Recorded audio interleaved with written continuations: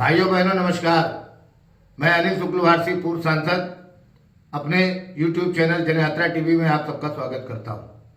साथियों, आज का हमारा वार्ता का विषय है काशी तमिल संगमम। साथियों, काशी दुनिया का सबसे पुराना शहर है। काशी सदैव से ही सनातन वैदिक ज्ञान का केंद्र रहा है। वैदिक संस्कृत का विकास सप्त सिंध में हुआ और भारत के लोगों ने इसे अपनी जीवन पद्धति का आधार माना। भारत एक सुव्यवस्थित राष्ट्र है और इसमें सभी राग व छंद समाहित है। विश्व कल्याण में तत्पर एक सार्वभौमिक दृष्टि जो सभी मानव का कल्याण ही भारत का मुख्य ध्येय है। भारत की संस्कृति के विकास में सभी दिशाओं का कर्तव्य तक छिपा है, इसलिए उत्तर दक्षिण की बात करना व्यर्थ है। सुब्रमण्यम भारती विख्यात तमिल कवि थे। उनकी जन्म शताब्दी 1982 में मनाई गई थी। इस कार्यक्रम की आयोजन समिति ने भारती की कविताओं व छंदों के कुछ रचनाओं का हिंदी अनुवाद कराया था। भारती इस कविता में कहते हैं कि पराधीन भारत पर लज्जित सारा भारत एक साथ है। हम सब संकल्प करेंगे, कभी नहीं परतरत रहेंगे। हम वंदे मातरम कहेंगे।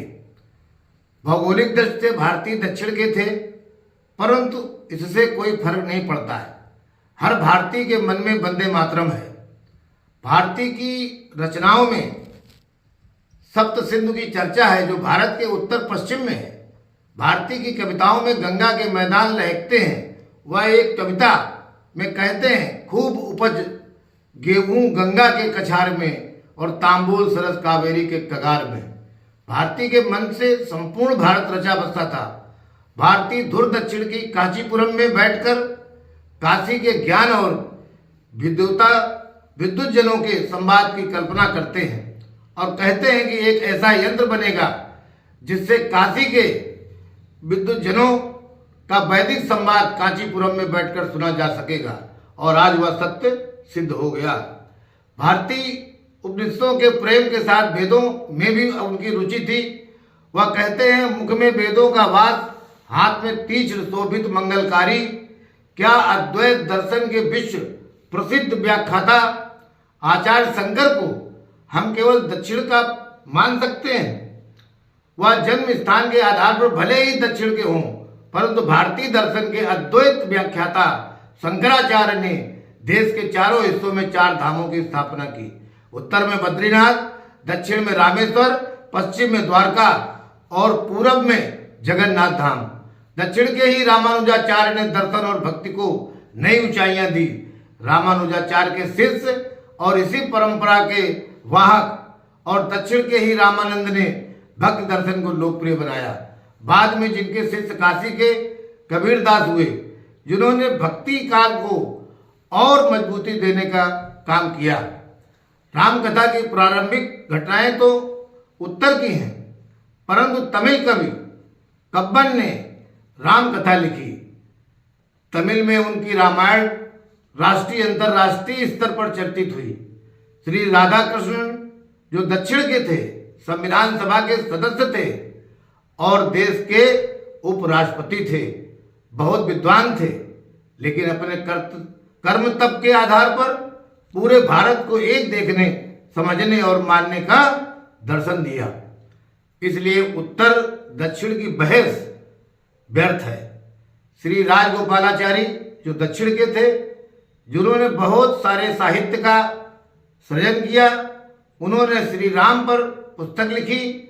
देश के राष्ट्रपति रहे श्री APJ अब्दुल कलाम भी दक्षिण के थे, लेकिन उन्होंने सारे भारत को एक कहा और युवाओं के प्रेरणा स्रोत रहे।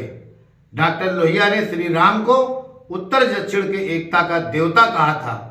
श्री राम उत्तर के और उनके परम भक्त श्री हनुमान जी दक्षिण के कर्नाटक प्रदेश के थे। भाजपा के अब तक 11 राष्ट्रीय अध्यक्ष हुए हैं, जिनमें वेंकैया नायडू, जे कृष्णमूर्ति, बंगारू लक्ष्मण, कुशाभाऊ ठाकरे, नितिन गडकरी, लाल कृष्ण आडवाणी और अमित शाह जी गैर हिंदी भाषी राज्यों के हैं। इसलिए भारत को दिशाओं में बांटना उचित नहीं है। हम सब भारतीय और संपूर्ण भारत हमारे लिए उपासना का राष्ट्र है। इसलिए माननीय मोदी जी द्वारा शुरू किया गया काशी तमिल संगमम राष्ट्र को एक धारा में लाने का कालजयी प्रयास है। माननीय मोदी जी का हर कदम एक राष्ट्र, मजबूत राष्ट्र, विकसित राष्ट्र बनाने की ओर बढ़ रहा है। लेकिन किंग कर्तव्य विमूढ़ विपक्षी दल मोदी जी को हटाने में लगा है, जो देश के करोड़ों लोगों के साथ अन्याय होगा। बहुत बहुत धन्यवाद। यदि आपको मेरा चैनल पसंद आया तो इसे लाइक और सब्सक्राइब करना न भूलें। आपका साथी अनिल शुक्लवासी, पूर्व सांसद। Thank you very much.